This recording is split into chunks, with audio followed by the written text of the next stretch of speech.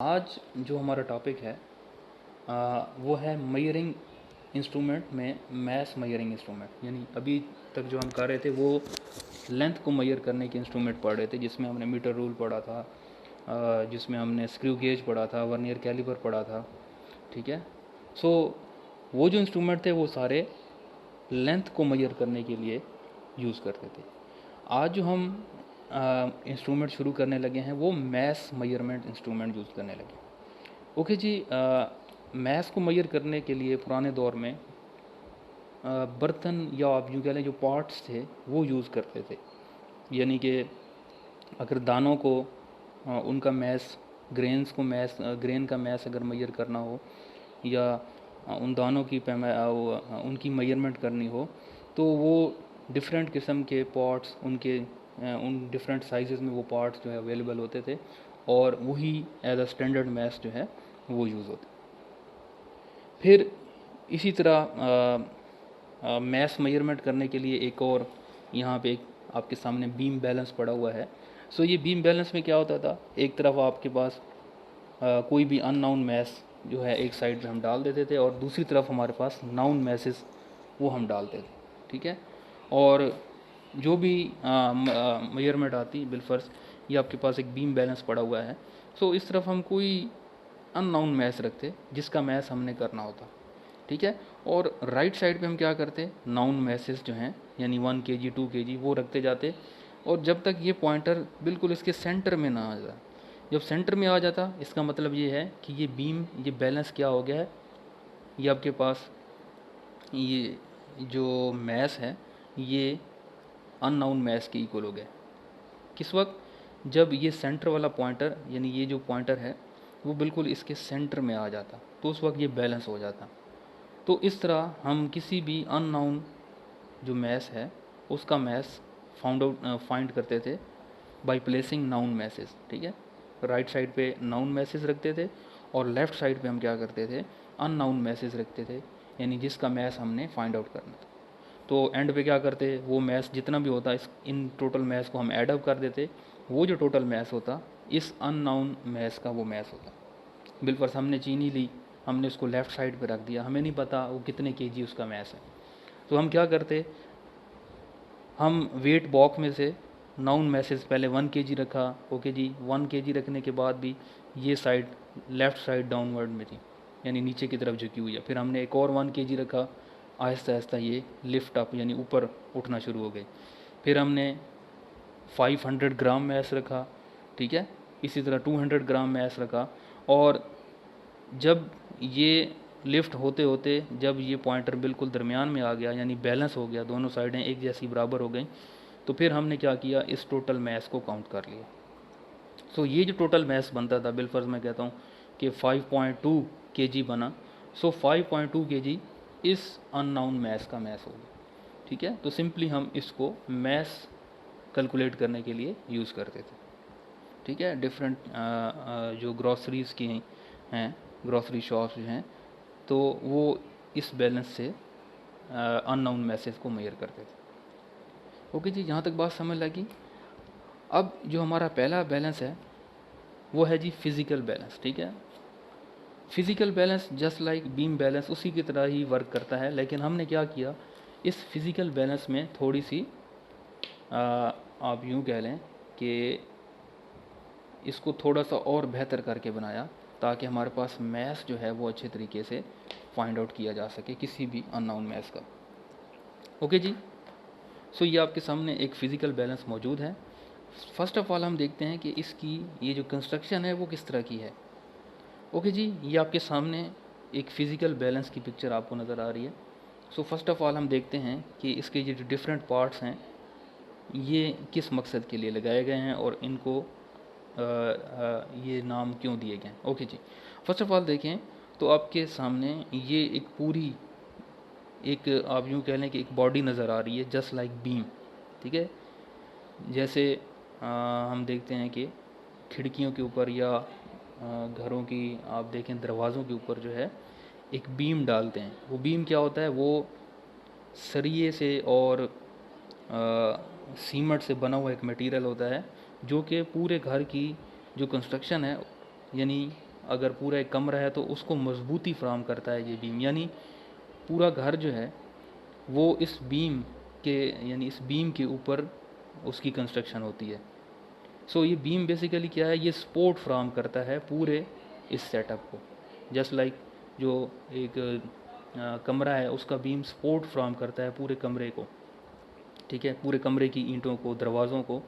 सो beam basically एक hard metal का बना होता है और जिस पे पैन्स भी अटैच होते हैं और बीम खुद ये एक पिलर के ऊपर अटैच होता है। ठीक हो गया, यहाँ तक बात समझ। जस्ट लाइक जैसे हमारा बरामदा होता है तो उसके पिलर होते हैं, तो पिलर के ऊपर क्या होता है, वो बीम होता है जो फ्रंट साइड आपको नज़र आता है, ठीक है। फिर उस बीम के ऊपर क्या होती है, छत वगैरह बना। सो बेसिकली ये बीम क्या है, ये सपोर्टिंग है, सपोर्ट करता है, एक सपोर्ट फ्राहम करता है इस बैलेंस को, ठीक है। और ये पिलर, ये नीचे आपको जो नज़र आ रहा है, जस्ट लाइक ये साइड ये पिलर है, इस पिलर के ऊपर ये बीम लगा हुआ है और इस बीम्स के साथ ये पैन्स अटैच हैं, ठीक है। ये लेफ़्ट साइड पे भी पैन है और राइट साइड पे भी क्या है, एक पैन अटैच है। ओके जी। सो ये पैन के साथ आपको बैलेंसिंग स्क्रूज़ नज़र आ रहे हैं। ये बैलेंसिंग स्क्रूज़ क्या करते हैं, बेसिकली पैन की पोजीशन को बैलेंस करते हैं। यानी इसकी मदद से आप पैन को लेफ़्ट साइड और राइट साइड पे मूव करा सकते हैं। दोनों तरफ लगे हुए हैं, ठीक है। ये राइट साइड पे भी लगा हुआ है, लेफ़्ट साइड पे भी लगा हुआ है। ये बेसिकली क्या करते हैं, इन पैन की पोजीशन को लेफ़्ट साइड और राइट साइड की तरफ शिफ्ट करवा सकते हैं। यानी आप बैलेंस कर सकते हो लेफ़्ट और राइट साइड पे इस पैन को शिफ्ट करके, ठीक है। ये स्टिरअप है जिसके ऊपर ये पैन लटके होते हैं ऐसे। ये पैन की बेसिकली यहाँ पे देखें तो ये इस स्टिरअप के ऊपर यहाँ पे अटैच होता है और ये हुक है। इस हुक के साथ क्या होते हैं, ये पैन की ये जो वायर निकल रही है, हार्ड वायर, ठीक है, ये इस हुक के अंदर ऐसे फिट होती है और इसके नीचे यहाँ पे ये पैन लगा होता है। ठीक हो गया जी। सिमिलरली लेफ़्ट साइड पे भी वही कम्बिनेशन होता है। ओके जी। यहाँ पे बात करें तो ये पिलर है, इस पिलर के ऊपर क्या है, ये बीम अटैच है। ओके जी। नीचे आएँ तो यहाँ पे आपको एक स्केल नज़र आ रहा है। ये स्केल के दरमियान में देखें क्या है, ज़ीरो, और उसके ऊपर एक क्या नज़र आ रहा है, पॉइंटर, ठीक है। पॉइंटर जब ज़ीरो पे है तो इसका मतलब ये बैलेंस हैं, दोनों पैन क्या हैं, बैलेंस हैं। अगर लेफ़्ट साइड और राइट साइड पे होते हैं तो इसका मतलब बैलेंस नहीं। जस्ट लाइक फिजिकल जो हमने बीम बैलेंस पढ़ा था। ओके जी, यहाँ तक बात समझ लगी। उसके साथ यहाँ पे एक प्लम लाइन अटैच है, यहाँ पे आपको नज़र आ रहा है plum line. Basically plum line क्या करती है, ये इस फिज़िकल जो बैलेंस है इसकी पोजीशन को करेक्ट करने के लिए यूज़ करते हैं। अगर ये फिज़िकल बैलेंस टेढ़ा पड़ा होगा तो ये प्लम लाइन बेसिकली बता देगी कि आपका बैलेंस जो है वो गलत पोजीशन पे पड़ा हुआ है। तो ये प्लम लाइन बेसिकली इस बैलेंस की पोजीशन को करेक्ट करने के लिए यूज़ की जाती है। अक्सर जो आप यूँ कह लें कि मेसन होते हैं, मिस्त्री होते हैं, उनके पास भी ये प्लम लाइन होती है। उससे वो क्या करते हैं, वो जो ईंटें लगा रहे होते हैं तो ईंटों को सीधा कैसे लगाना है वो इस प्लम लाइन की वजह। कोई ईंट अगर बाहर की तरफ निकलती है तो प्लम लाइन के ज़रिए फ़ौरन से उनको पता चल जाता है।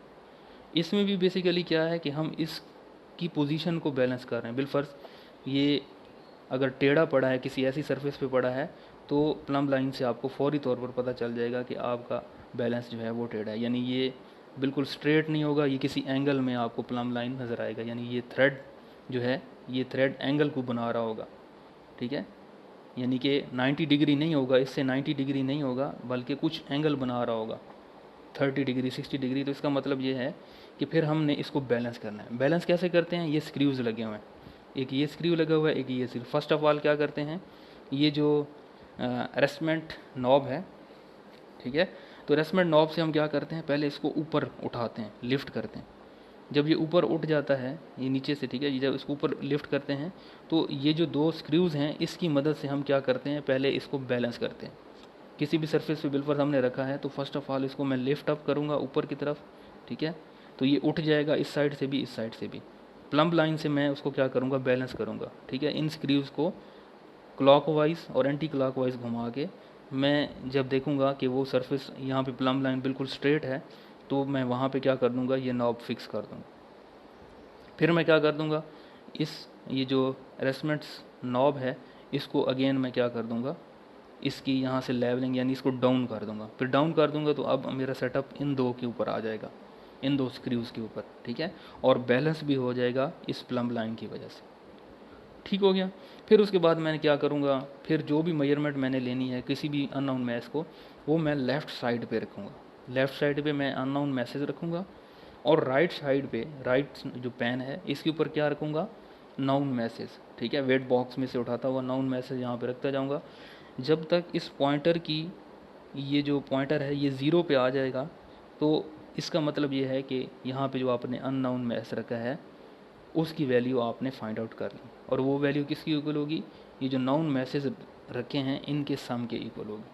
अननाउन मैसेज को मैं लेफ़्ट साइड पर रखूँगा और नाउन मैसेज राइट साइड पर रखूँगा, ठीक है। तो इस तरह करके मैं कोई भी unknown message by using physical balance जो है वो फाइंड आउट कर सकता हूँ।